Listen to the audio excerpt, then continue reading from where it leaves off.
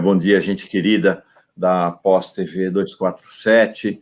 Eu sou Mauro Lopes. Não consigo descrever o tamanho da emoção que eu tenho de estar com esses dois companheiros, camaradas, irmãos fraternos, inspiradores, minhas referências na minha jornada pessoal e de vida como cristão e ser inserido no mundo.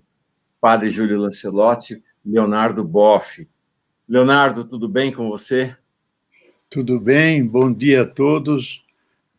Bom dia a você, Mauro, que mantém esse programa, acho extraordinário, crítico, Brasil 247, e sempre com uma aura, não só de um jornalista qualificado, mas de uma aura espiritual também. A saudação paz e bem, ele está entranhado em você. É algo do espírito.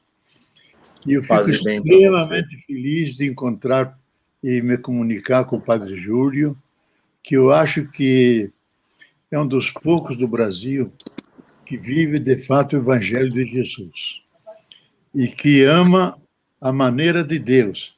Esse livro, eu gostaria de recomendar, mas muito mesmo. Eu leio muito.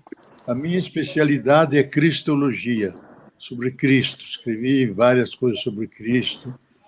Mas esse livro, Amar a Maneira de Deus, considero um dos melhores textos que eu li nos últimos anos. Porque não só tem a narrativa da luta dele com a população de rua, mas tem por detrás uma teologia muito profunda. Ele captou qual é a intenção originária, a experiência originária de Jesus. Todos os homens, as religiões, os homens buscam a Deus. E ele mostra, o Padre Júlio mostra como Deus busca os homens mais desesperados, mais marginalizados, os mais condenados. E ele vive isso. 20, 30 anos trabalhando com a população do Rio. Então, eu quero reverenciar a figura do Padre Júlio, e eu acho que é aquele que dá credibilidade ao cristianismo, que mostra que é uma força transformadora, profundamente humanitária. Bom, chega de louvores, mas por causa da bondade dele, ele é perseguido, caluniado, ameaçado de morte. Isto é, quem segue Jesus também segue o seu caminho, a sua vida e, eventualmente, o seu destino. Você não tem medo, você se sente na palma da mão de Deus e ele te protege. Obrigado, Leonardo. Quanto a ti, Padre Júlio Renato Lancelotti, como está o nome dele inscrito aqui, Padre Júlio, né, para tantas milhares e milhares e milhares de pessoas em São Paulo, eu quero te entregar a palavra dizendo que Júlio foi meu condutor, meu inspirador, meu líder quando eu fui missionário na Pastoral do Povo da Rua. Ele que é o vigário da Pastoral do Povo da Rua da Arquidiocese de São Paulo e é conhecido nacional e internacionalmente por essa sua jornada de convivência com o povo da rua, né? O povo das ruas de São Paulo. Obrigado por ter vindo, Júlio. Bom dia, eu agradeço muito e comovido de estar com você, Mauro, e com o Leonardo, e como dizia Dom Luciano, é o contrário. Vocês dois que são, para mim, um sinal muito grande. O Leonardo Boff encontra no meu pensamento, no meu coração, na minha vida, muita força. Eu fui aluno do Leonardo Boff e sou até hoje. Leonardo, todos os dias eu leio um texto seu. Que beleza.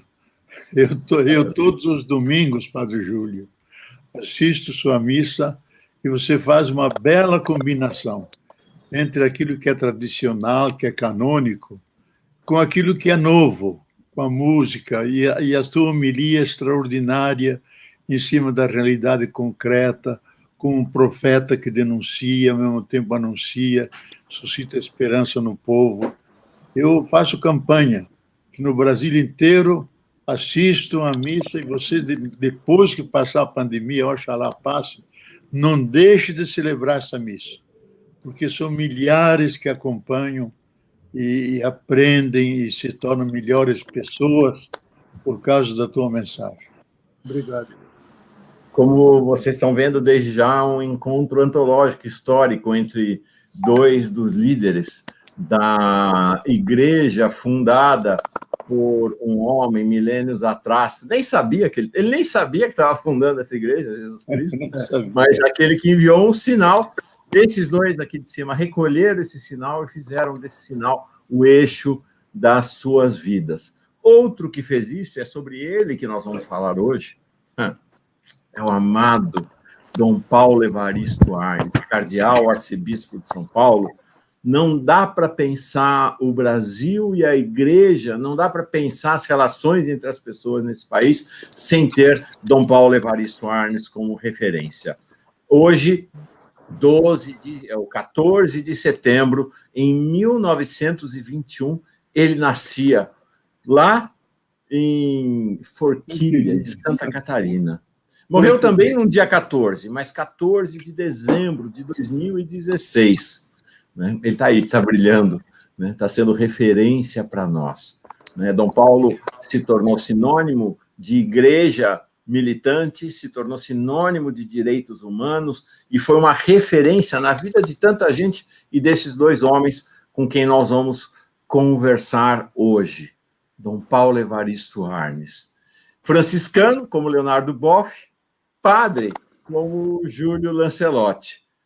E ambos, eu queria propor a vocês que a gente começasse, antes de falar da enorme, tremenda e, ao mesmo tempo, tão pequena figura de Dom Paulo Evaristo Arnes, corintiano fanático, entre outros atributos, que eu gostaria da gente começar com a experiência pessoal de cada um de vocês com Dom Paulo. Leonardo, você podia começar falando sobre a tua relação com Dom Paulo? Sim. Dom Paulo tem uma presença muito importante na minha vida. É uma das pessoas que mais me acompanhou, mais me sustentou, e eu tenho uma dívida de gratidão para ele. Em primeiro lugar, eu conheci em duas fases. Quando eu era estudante no curso básico, no antigo clássico, em Agudos, ele voltava de Paris em 1953. Voltava com a fama de um grande pedagogo que tinha feito uma brilhante tese em Paris. E ele reformou toda a pedagogia do seminário de Agudos, onde havia 300 seminaristas, 300 seminaristas. Ele reformou os métodos de ensino, de trabalho fora, com jogos, com o trabalho na fazenda de café que nós tínhamos. E era um grande inspirador, porque ele ensinava duas coisas para nós.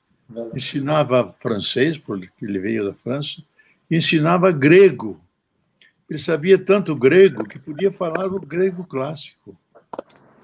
Então, aquela fase foi a primeira fase.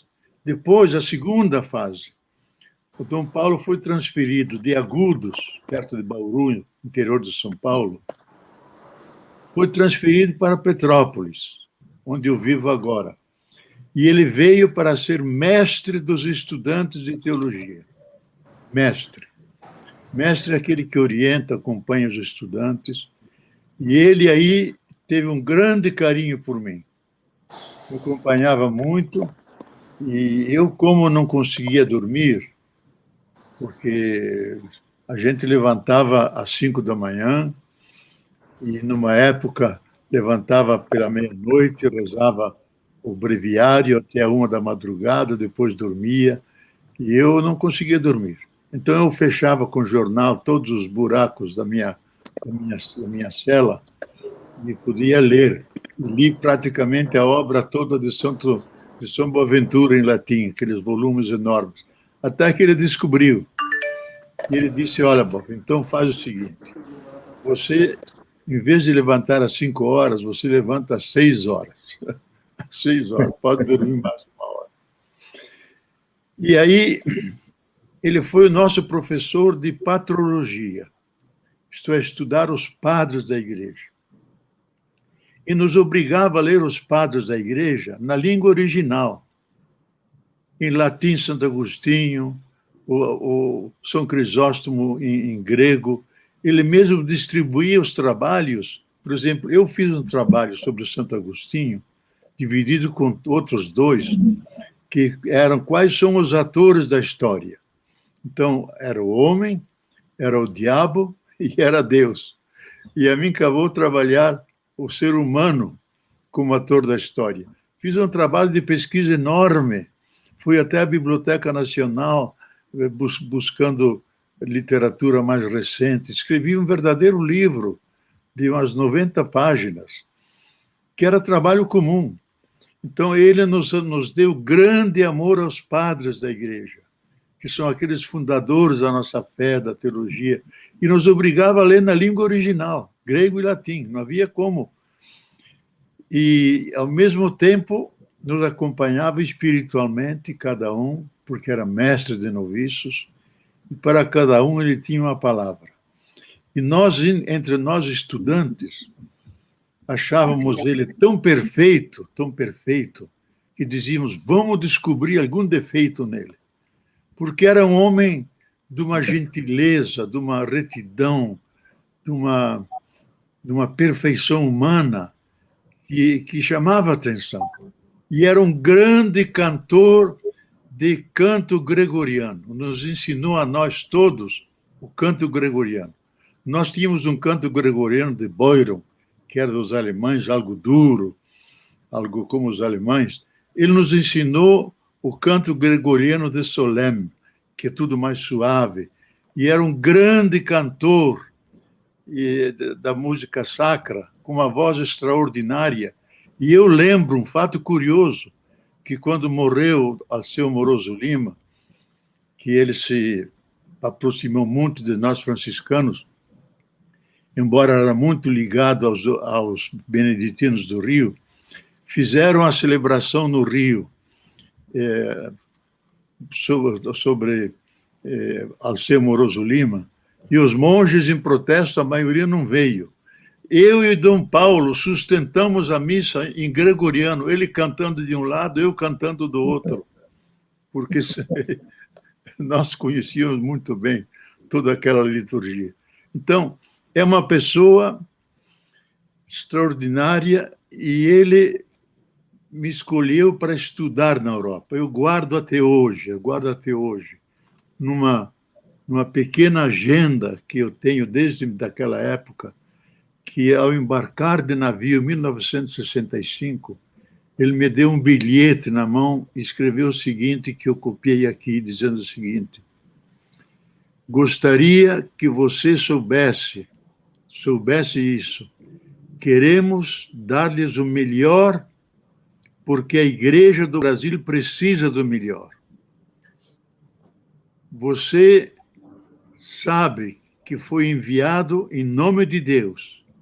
Estude e vive por ele e para ele. E aqui ele diz em latim: nisi dominus edificavi domum, in vanum elaboraverum teum. Se você não construir a casa em nome de Deus, em vão você constrói. Eu guardei isso até hoje. Como conselho. E me acompanhou até o navio, me embarcou, e sempre manteve contato comigo. E depois, quando voltei, nós trabalhamos juntos. E isso é uma coisa importante, porque todas as quintas-feiras, sábados e domingos, ele atendia a comunidade de um bairro chamado Itamaraty. Então, quinta-feira, que era o dia livre dos estudantes, eu ia com ele, dava catequese, visitava a colônia portuguesa. Sábado à tarde fazíamos a mesma coisa, e domingo tinha as duas missas. E ele celebrava as duas missas, e eu acompanhava com os cânticos.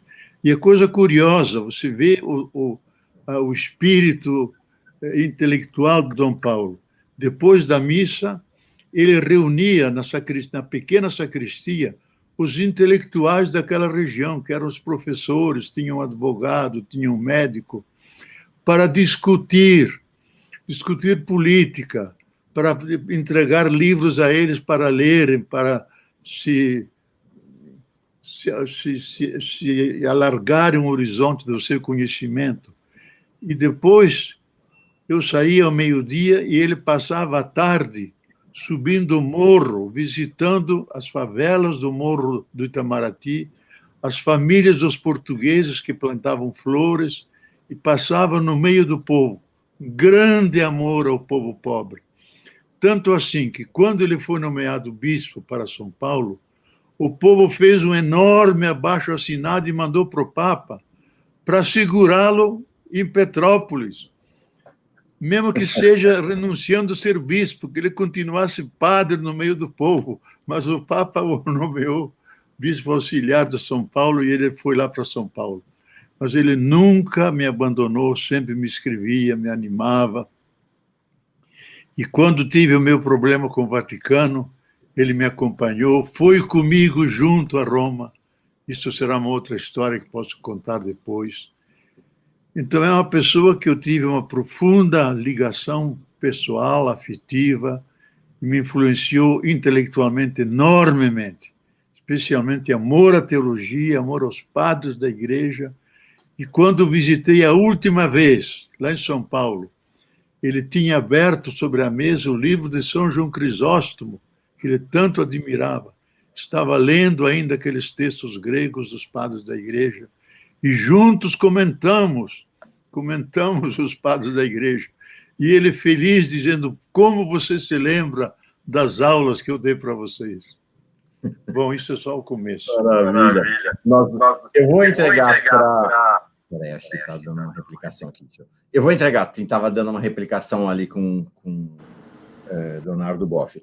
Eu vou entregar a palavra para Júlio Lancelotti, mas já a gente tinha combinado de fazer depois uma segunda rodada sobre a presença de Dom Paulo no país, mas é claro que vamos escutar depois esta questão da presença de Dom Paulo no processo de Roma contra Leonardo Boff.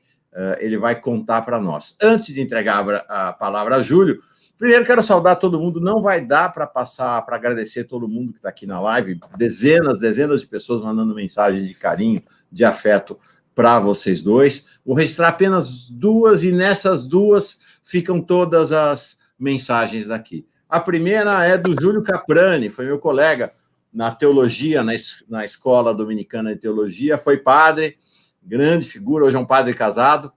Ele diz aqui: bom dia, grande argentino, um argentino que se fez brasileiro. Bom dia, grande abraço a essa turma, teologia com os pés no chão. Concelebrei a missa de corpo presente de Dom Paulo, ao lado do padre Júlio e da pastoral de rua na Catedral da Sé. A outra me chegou pelo WhatsApp aqui, mas eu faço questão de mostrar, é do desenhista oficial do 247, deixa eu colocar aqui na tela, que é o Pedro, João Pedro, desenhista autista, como se ele apresenta, né? João Pedro é autista, é um desenhista de altíssima qualidade, ele acaba de mandar esse desenho de Júlio Lancelotti, do Padre Júlio, com uma mensagem para você, Júlio. Ele diz assim: Padre Júlio Lancelotti, você é um anjo de Deus. Eu amo você e acho que quando eu for para São Paulo, quero ser abençoado por você e quero ser seu amigo. Você é muito querido. Então, nessa mensagem aqui do João Pedro Autista, fica o desejo de toda a comunidade para o Padre Júlio. Para encerrar nessas menções, eu quero mostrar essa foto aqui de um jovem Júlio com um também jovem Dom Paulo Evaristo Arnes. Está vendo o Dom Luciano ali, Padre Júlio, então, muito jovem, segurando eu acho que ali é o missal. O missal para Dom Paulo celebrar a missa. Nós temos um encontro aqui de homens com diferenças, né, de idade. Dom Paulo, 100 anos de idade, um pouco mais de 20 anos depois, Leonardo Boff com 82, 10 anos depois, Padre Júlio, que está agora com 72, exatamente 10 anos de diferença entre os dois, e eu, 61. Então, essa diferença, essa escadinha que a gente tem aqui, faz com que cada um tenha tido um encontro com a figura de Dom Paulo em momentos diferentes da vida de Dom Paulo também. E Padre Júlio, eu sei que tem uma história muito forte da relação dele com Dom Paulo, que a gente vai ouvir sobre isso agora. Então, eu agradeço mais uma vez estar com vocês E, sem dúvida, Dom Paulo era o grande inspirador na nossa vida. Eu diria que Dom Paulo era a pastoral vocacional de São Paulo. As pessoas olhavam para Dom Paulo com tanta admiração e ele nos provocava tanto ao compromisso, à luta, à busca da fidelidade no seguimento de Jesus. E como o Leonardo disse, ele era muito exigente conosco nos estudos da teologia, buscava que nós realmente estudávamos muito. E ele, uma coisa interessante, o Leonardo estava falando da leitura de Dom Paulo. Dom Paulo nunca lia uma tradução. Se a gente quisesse dar um livro para Dom Paulo, tinha que dar na língua original. Ele não aceitava livros traduzidos. Ele queria sempre ler na língua original. E isso nos chamava muita atenção. E uma das experiências de hoje, pensando tantas coisas, sabe, Mauro, Leonardo, uma das coisas que mais marcou a minha vida era concelebrar com Dom Paulo.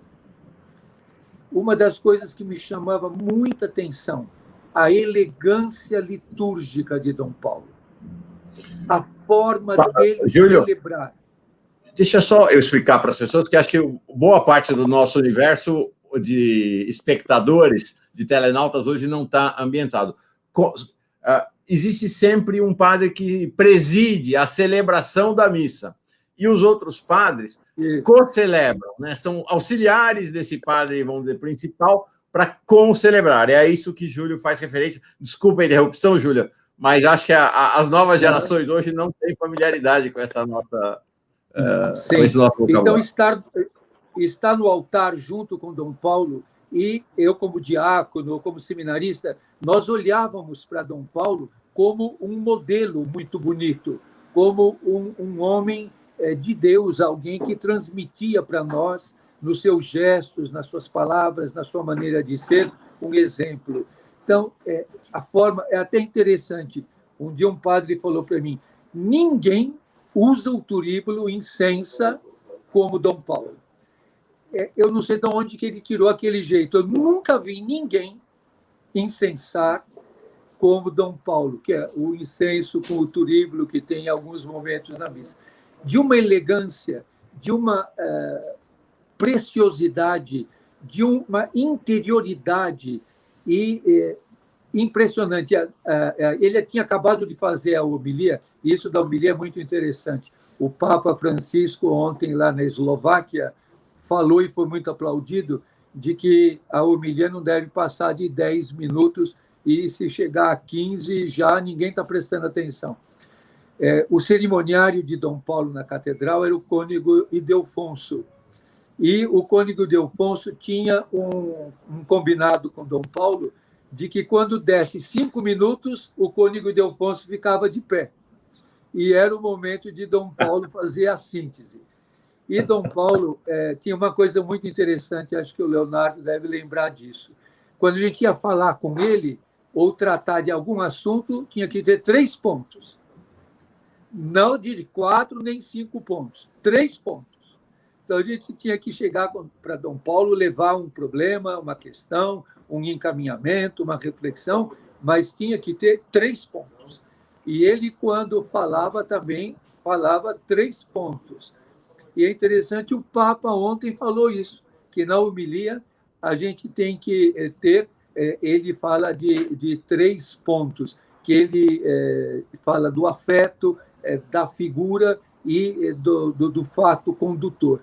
Então, Dom Paulo, assim, nesse sentido, era uma aprendizagem conviver com ele. Saber ouvir, sintetizar, fazer discernimento. Quando tinha posições muito contrárias, ele chamava o grupo que pensava de um jeito e dizia, digam como é que vocês pensam. E ouvia. O grupo que era contrário dizia, e vocês, digam como é que vocês pensam. Aí diziam. Aí ele dizia, um grupo tem alguma coisa para dizer para o outro, e depois que ele terminava tudo isso, ele fazia o discernimento e tinha a sua posição. E a posição de Dom Paulo tinha com assessores. O Frei Gorgulho era um grande assessor bíblico, e outros na questão pastoral, e ele, um doutor em patrologia, aí ele tomava uma posição que buscava sintetizar, que buscava clarear e com coragem assumir uma posição. Então, nós aprendíamos muito com ele nesse sentido, porque era uma exigência de discernimento, uma exigência de reflexão, uma exigência de fundamentação. E um ponto que Dom Paulo sempre deixava claro.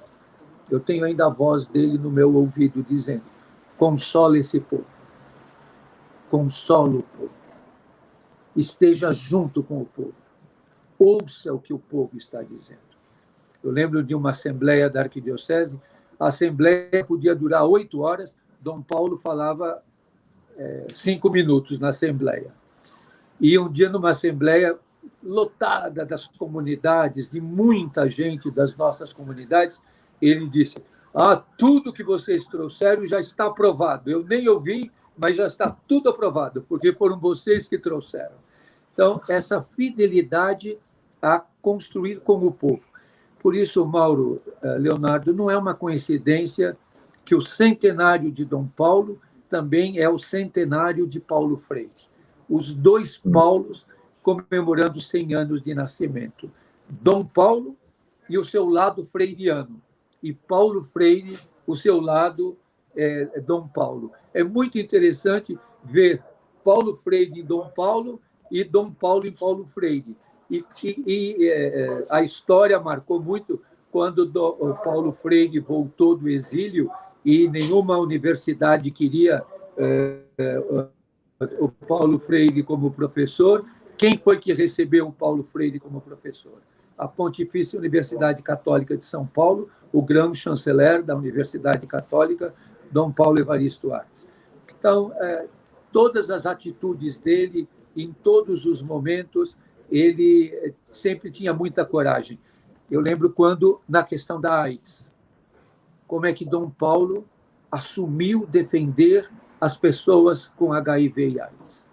E quando eu fui falar para ele que ia abrir a Casa Vida, ele ficou feliz, receba essas crianças, e ele abriu as portas da Casa Vida, ele fez uma celebração, e depois ele quis, andando pelas ruas, mandou que os sinos da igreja Nossa Senhora de Lourdes repicassem, e ele foi pela rua com aquele povo todo acompanhando, e com pessoas insultando e cantando o pneu dos carros que protestavam, ele abriu as portas da Casa Vida. Então, Dom Paulo era um homem de grandes gestos. Quando houve a ocupação do Cine e um grande desemprego em São Paulo, o Cine, que era o Serviço Nacional de Emprego, atrás da Câmara Municipal de São Paulo, e os desempregados ocuparam e fizeram ali um acampamento. E nós levávamos comida para eles. E até que o governo mandou fechar a água e não deixou entrar mais a comida. E nós lá na porta, com toda aquela alimentação, e não podia passar, avisamos para Dom Paulo, e Dom Paulo veio com todos os seus trajes cardinalícios, chegou lá na porta do Cine e foi pegando a marmita e passando por cima do muro e entregando para os outros. A polícia não nos deixava fazer isso. E Dom Paulo começou a fazer, e nós tudo atrás fazendo. E aí o policial veio com o cacetete para acertar em Dom Paulo, ele pôs o braço e disse: pode bater, eu sou o arcebispo de São Paulo. E, claro, aquele cacetete tremeu, quase derreteu. Mas Dom Paulo não tinha medo. E nos momentos em que a Catedral da Sé, a grande trincheira da luta pela democracia e pela vida, era cercada pelo exército, cheia de policiais dentro, fotografando todos nós que estávamos lá, Dom Paulo olhava para nós e dizia: coragem, coragem, vamos lá. Eu lembro, o diácono, disseram para mim: a tua função é proteger Dom Paulo. E eu, desesperado, segurando de todo lado, pondo os braços para que ninguém atingisse Dom Paulo, quando mataram o Joilson de Jesus, o menino de rua, que chamaram Dom Paulo de coroinha dos trombadinhas e atacaram tanto Dom Paulo, a coragem dele. Ele não sofria, se sentia atingido, mas não esmorecia, continuava firme. E há poucos momentos estava dizendo a ternura com que ele consolou a viúva do Vladimir Herzog, a ternura que ele consolou a Ana, a viúva do Santo Dias, e, ao mesmo tempo, o vigor dele enfrentar o Golbery do Couto e Silva, dele enfrentar Médici, Geisel e todos os ditadores. E Dom Paulo, com firmeza, com clareza, com vigor e com ternura, como um franciscano, ele enfrentava todos eles sem ter medo e dando para todos nós, que éramos mais jovens, estudantes ou padres novos, a força e a coragem. Num dos momentos que eu visitei Dom Paulo, que ele tinha quebrado o pé no Rio de Janeiro, ele foi para uma celebração lá no Rio e quebrou o pé, e ele estava na cama, e uma pessoa me pediu para acompanhar, e no final pedi para ficar sozinho com Dom Paulo, me ajoelhei e disse, eu precisava me confessar. E no final Dom Paulo disse para mim, vocês mais jovens às vezes enxergam o que nós não enxergamos. E logo depois ele me nomeou vigário episcopal para o povo da rua e mandou construir, com o prêmio que ele recebeu dos budistas, a casa de oração do povo da rua. Então, Dom Paulo está no nosso DNA, está na nossa vida, no nosso pensamento, no nosso sentimento. Muito forte, muito forte. Não dá para pensar a casa de oração do povo da rua, não dá para pensar esse vicariato de Padre Júlio Lancelotti na relação com o povo da rua de São Paulo, sem pensar em Dom Paulo, também sem pensar em Dom Luciano Mendes de Almeida. Claro, dois amigos e grandes homens de igreja. Leonardo, você disse para nós que ia relatar agora a importância e a presença de Dom Paulo naquele episódio em que o poder de Roma se abateu de maneira tremenda contra você. E Dom Paulo teve um papel realmente muito corajoso e firme ao seu lado. Conta para nós como foi isso. Tá fechado o seu microfone. Pera, deixa eu abrir. Perdão. Abri. Agora abri. Isso. Olha, uma coisa que o padre Júlio disse, e eu gostaria de enfatizar, o profundo amor que ele tinha aos pobres, especialmente aos direitos humanos. Veja, o grupo nosso de Petrópolis, dos direitos humanos, que não tinha apoio de ninguém, nós resolvemos articular todos os grupos que havia no Brasil, distribuídos e perseguidos pela polícia, e fazer um grande encontro em Petrópolis para fundar o Movimento Nacional dos Direitos Humanos. Então, o bispo local, que era muito conservador em Petrópolis, não permitiu, a polícia não permitiu, cercou. Dom Paulo Evaristo pessoalmente se empenhou, nós reunimos mais de 100 pessoas vindas do Brasil inteiro, sobre o umbral, sobre a proteção do Dom Paulo Evaristo, criamos o Movimento Nacional dos Direitos Humanos, que existe até hoje, e reforçando também os movimentos regionais. Outra coisa que é muito significativa, ele falava muito bem todas as línguas, falava muito bem alemão. Então, muitas vezes, várias vezes, eu dei conferências na Alemanha junto com ele. Eu falava a parte mais... Ele sempre começava com a parte mais prática, mais concreta da pastoral, da luta com o povo. Depois passava a palavra para mim para falar a parte mais teórica, mais teológica. E era uma combinação extraordinária. Nunca tinha menos de 800, 1.200 pessoas nos auditórios, não cabiam para escutar a palavra dele, as nossas intervenções. Isso fizemos muitas vezes, porque tanto ele como eu falávamos alemão. Agora, o fato mais decisivo foi quando Roma me convocou por causa do livro Igreja, Carisma e Poder. Roma entendeu errado. Entendeu igreja, carisma ou poder. Digo, não, senhor. Carisma e poder. Porque as duas pilastras existem. Existe o poder que organiza, que traz ordem na comunidade e é serviço. Mas tem o carisma, que é criativo, e a partir do carisma se impõe limite ao poder para que não seja autoritário, seja sempre serviço. Roma não gostou do livro e me chamou para um julgamento, sentado na cadeirinha de Galileu Galilei. Dom Paulo Evaristo, Dom Aloísio, 2 cardeais franciscanos, disseram: essa convocação do BOF, e a convocação é uma espécie de condenação, não é justa. Nós vamos junto com ele. E foram comigo em Roma.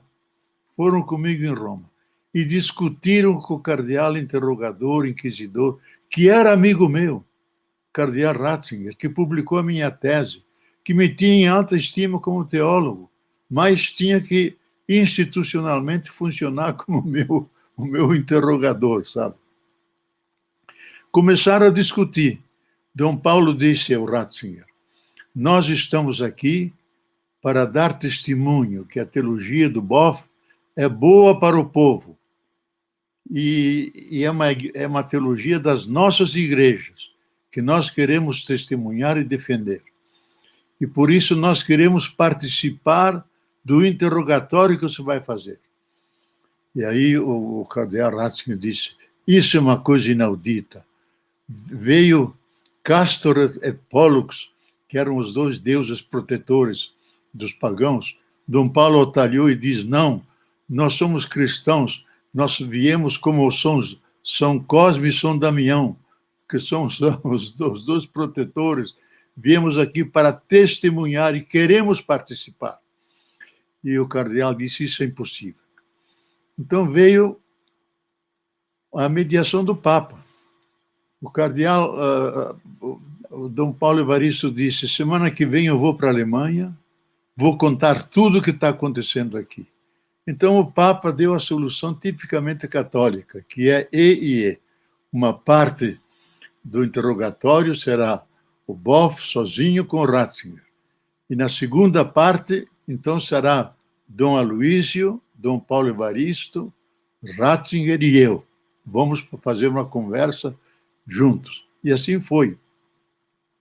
Mas a conversa foi extremamente, no começo, afável, porque se descobriram, Dom Paulo Evaristo descobriu que Ratzinger estudaram juntos em Munique durante 3 meses, sem se conhecerem, fazendo pesquisa na universidade.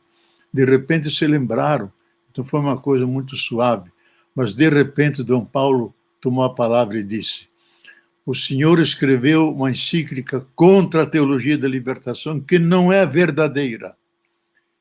Nós aqui exigimos uma outra, que corresponda àquilo que nós fazemos com as nossas comunidades. E nós convidamos o senhor cardeal Ratzinger que venha conosco, venha a São Paulo, vamos visitar as comunidades, rezar com as comunidades. O senhor ter a experiência de como eles vivem, trabalham, lutam e sofrem, e juntos vamos fazer um documento. Ele disse: não, mas isso é impossível, nós não podemos sair daqui. Então ele disse: se nós não podemos, nós exigimos que o senhor faça um outro documento. E disse: você, Boff, que tem o teu irmão aqui, Clodovis, teólogo, que também estava em Roma, faça um esquema e levem lá para o Santo Ofício. Levem lá para a antiga Inquisição o esquema de como deve ser um documento que responde às nossas necessidades aqui. E aí arrematou Dom Paulo, dizendo o seguinte: cardeal Ratzinger, o senhor, para construir uma ponte, não chamou um engenheiro, chamou um gramático, que não entende de ponte nenhuma. O senhor, para escrever a encíclica, o documento, não era encíclica, um documento sobre a teologia da libertação, não chamou os teólogos da libertação, não chamou aqueles que entendem por experiência, chamou os detratores, chamou os amigos dos militares, aqueles que caluniam os teólogos e perseguem e até torturam e matam esses cristãos empenhados na defesa dos pobres. Então, o senhor tem que nos ajudar. E, efetivamente, 3 anos depois, acho que 3 anos, ele escreveu um novo documento, que quase ninguém cita, que é um documento positivo, dizendo da importância da teologia da libertação, lógico, sempre ligada à tradição, mas dizendo que, numa situação, num país onde há grande opressão, a teologia da libertação é a teologia mais adequada, feita em comunidade, junto com as comunidades, junto com o povo, em comunhão com seus pastores. E foi aí que nós falamos e conversamos mais de 1h30, discutindo. Dom Aloísio, com a sua suavidade, entrava no meio, mas Dom Paulo era duro, cobrando do Ratzinger que tivesse uma postura e até ameaçando, dizendo, na Alemanha que eu vou contar tudo o que aconteceu aqui dentro. De fato, ele contou, porque depois eu dei uma entrevista à grande revista Spiegel, que é a grande revista, que é a Veja da Alemanha, e fizeram várias páginas, onde eu dei uma longa entrevista, onde contei um pouco essas coisas todas, porque deixou o cardeal Ratzinger muito irritado, porque diz, Boff foi revelar aos jornalistas a cozinha do Vaticano. E aí ele me disse, o cardeal Ratzinger, os jornalistas são nossos inimigos. Eu disse, eu sei por que eles são inimigos, porque eles dizem a verdade que vocês não querem escutar, e por isso eles cumprem a sua missão. Ele diz, não, mas eles perseguem, eles não dizem a verdade, eles dizem a verdade que vocês não aceitam. Então, assim, mais ou menos duro foi o nosso diálogo. Mas, no fim, fizemos uma declaração junto, que fizemos um diálogo, isso é tipicamente católico, que dialogamos e acertamos os nossos pontos, mostramos nossa fidelidade à fé cristã e adesão ao magistério da Igreja. Maravilha. Então, revelações inéditas de Leonardo Boff aqui para nós.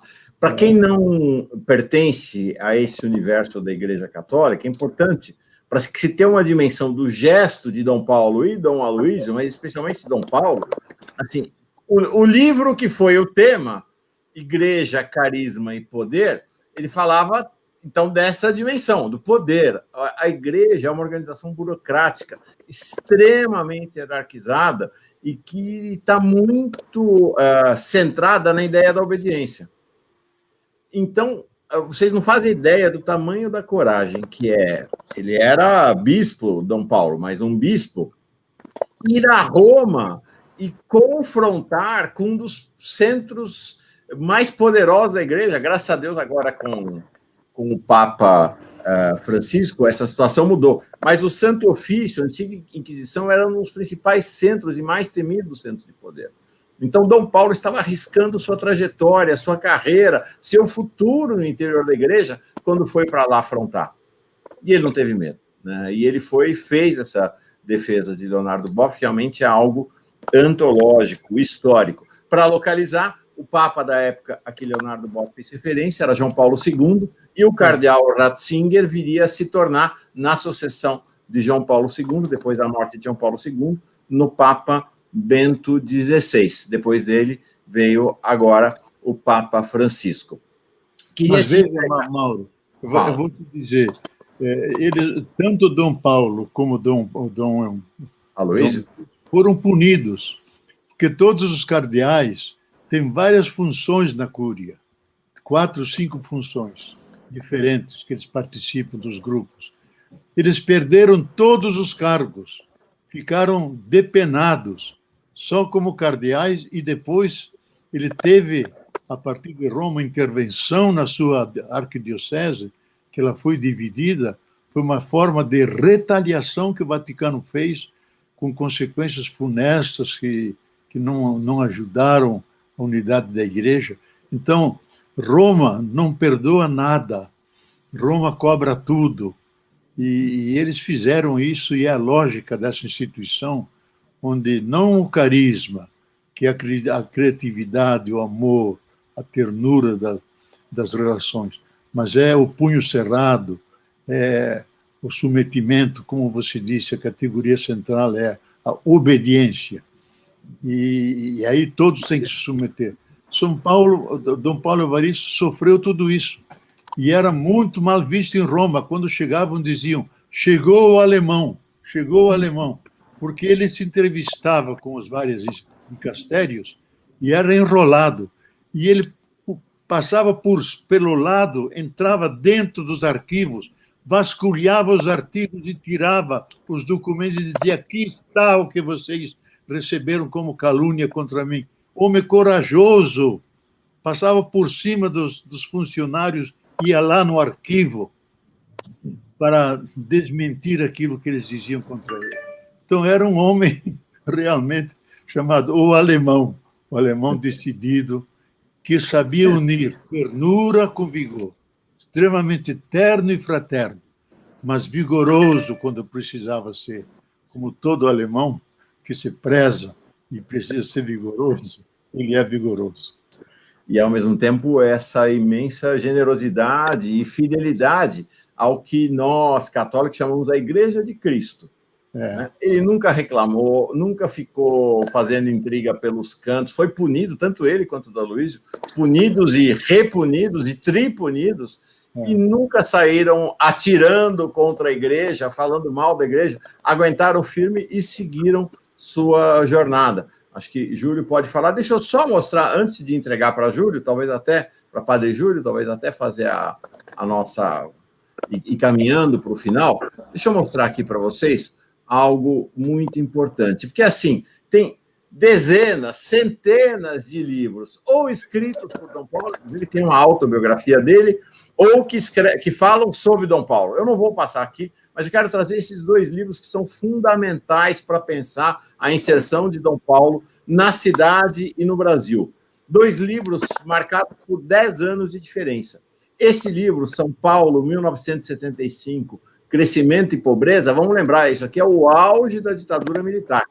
Foi um grande ato de coragem. Com este livro, que Dom Paulo organizou, a igreja organizou em São Paulo, com este livro, Dom Paulo trouxe à luz toda a miserabilidade que habitava a cidade de São Paulo. Foi um livro histórico. Em 75, eu era menino, tinha 15 anos de idade, fiquei muito, muito impactado, foi fundamental na minha formação. Em 79, ele, o pastor James Wright e o rabino Henry Sobel, os três, inclusive, que co-celebraram a cerimônia ecumênica de Vladimir Herzog na Sé, eles, em 79, começaram a organizar esse livro Brasil Nunca Mais, que veio à luz 10 anos depois do São Paulo Crescimento e Pobreza. Em 85 veio à luz esse Brasil Nunca Mais, que é o mais extenso e completo relato dos porões da ditadura militar. Então, se há dois livros que marcam a vida de Dom Paulo e a sua trajetória no Brasil, são esses dois. E aí, como eu disse, tem autobiografia. Ele escreveu uma autobiografia, tem várias biografias e vários livros dele também. Júlio, você voltou, tinha saído, voltou, por favor. Está me ouvindo? Estamos.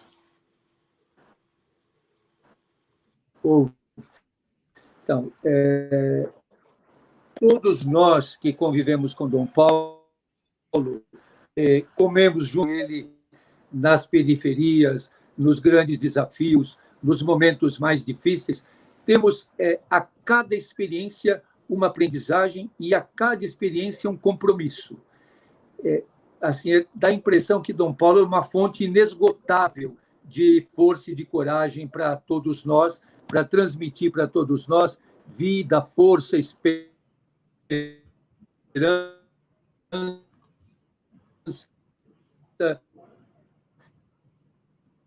A conexão de Júlio não está muito boa. 7 anos.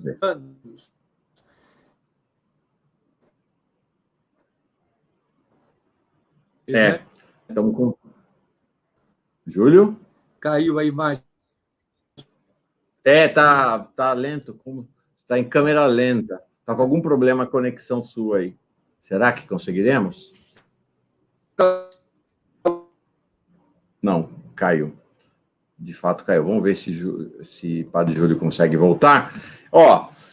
É o seguinte, a gente está caminhando para o final. Leonardo Boff está falando com a gente com grande dificuldade, ele fez uma cirurgia na boca, está carregando suas dores aí.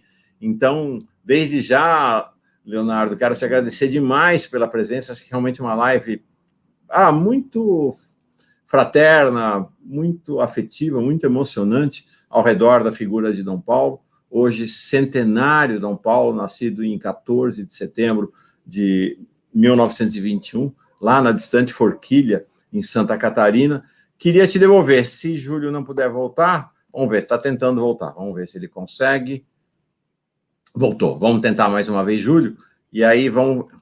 Então, Júlio, eu ia propor da gente fazer então uma fala final tua e depois de Leonardo.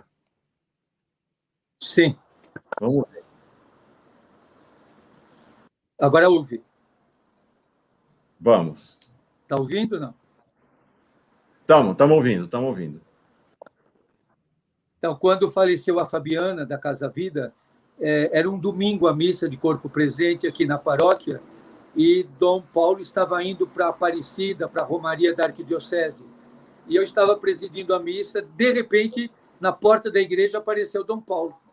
E o povo ficou atônito de ver o cardeal entrando na paróquia, o povo chorando, emocionado, a Fabiana ali sendo velada, e Dom Paulo foi para perto e disse: o maior teólogo de todos os tempos, que é o Dom Baltazar, ele disse que se ele um dia encontrar com Deus, ele vai fazer uma pergunta que ele, como teólogo, nunca soube responder. Por que uma criança sofre? Por que uma criança sofre? E depois ele saiu para ir embora, eu fui até a rua acompanhá-lo, e ele disse para mim aquela frase que eu falei no começo: conforte esse povo, que o povo está sofrendo muito. Isso ficou sempre marcado para mim, o pedido de Dom Paulo: conforte esse povo, o povo está sofrendo muito.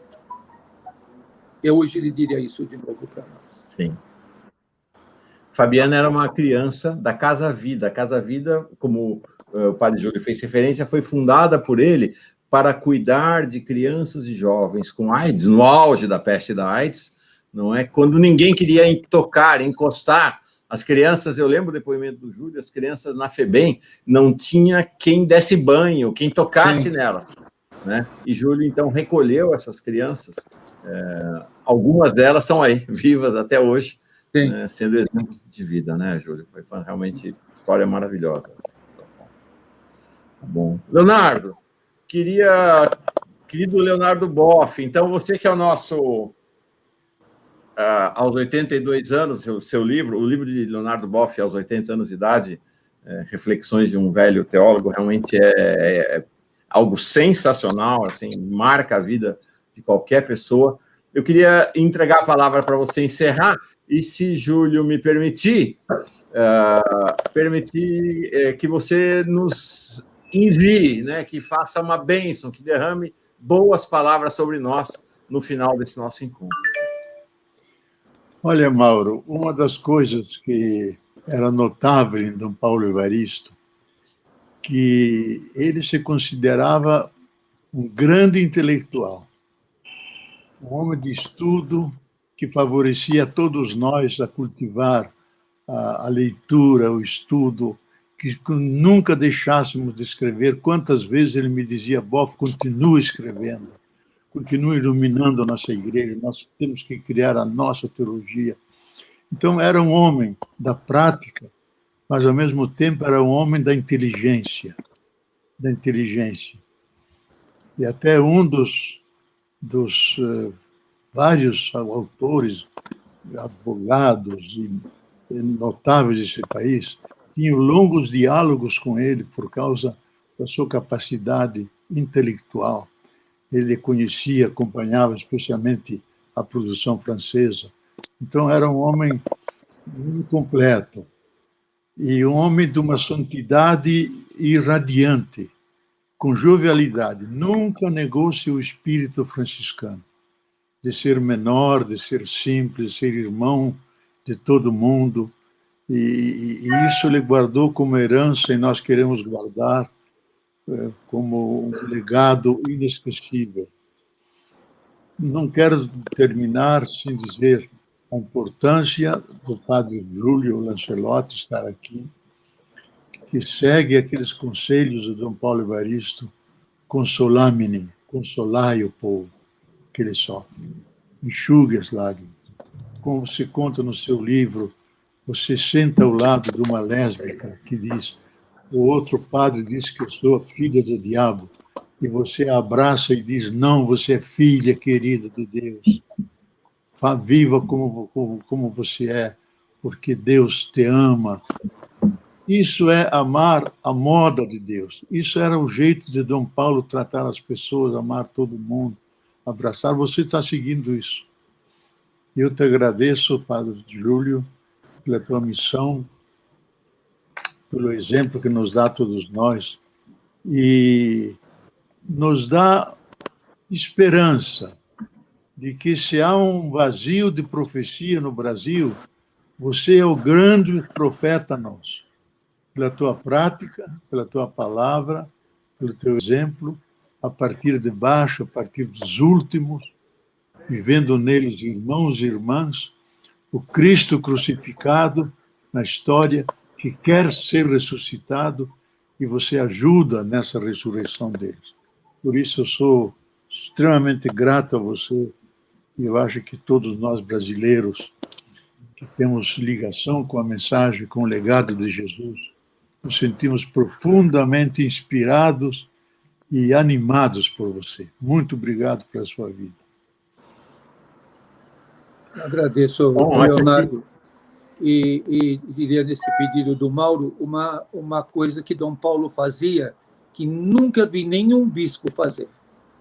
Quando nós tínhamos, como você lembrou, a concelebração, Dom Paulo presidia a celebração, e podíamos estar em 50 padres, 100 padres, 300 padres na catedral. Quando terminava a celebração, Dom Paulo dizia: agora a bênção final, e trazia todos os padres aqui na frente. E fazia que todos dessemos a bênção juntos.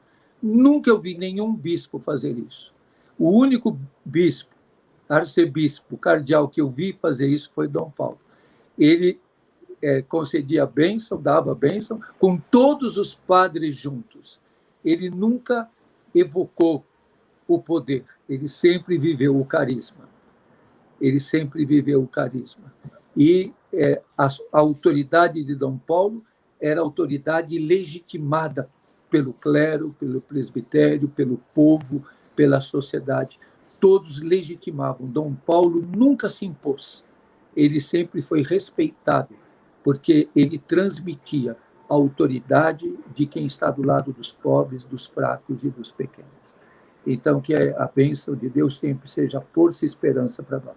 Como disse Dom Paulo, a bênção é falar bem de Deus, falar do seu bem, da sua bondade para todos nós.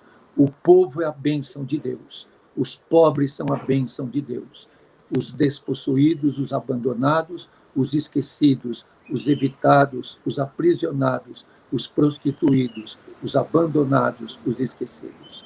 Eles são a bênção de Deus para nós. Força e coragem para todos. Muito bom. Com as palavras de Leonardo Boff e Padre Júlio Lancelotti, na verdade, recebemos as bênçãos, todas as boas palavras que Dom Paulo Evaristo Arnes derramou sobre nós, sobre toda a cidade de São Paulo, sobre todo o Brasil, sobre todo o planeta. Então, essa foi um encontro para celebrar a memória desse homem centenário, Dom Paulo Evaristo Arnes. Quero agradecer demais e dizer que a Pós-TV 247 está muito honrada pela tua presença, Leonardo Boff, pela tua presença, Padre Júlio Lancelotti.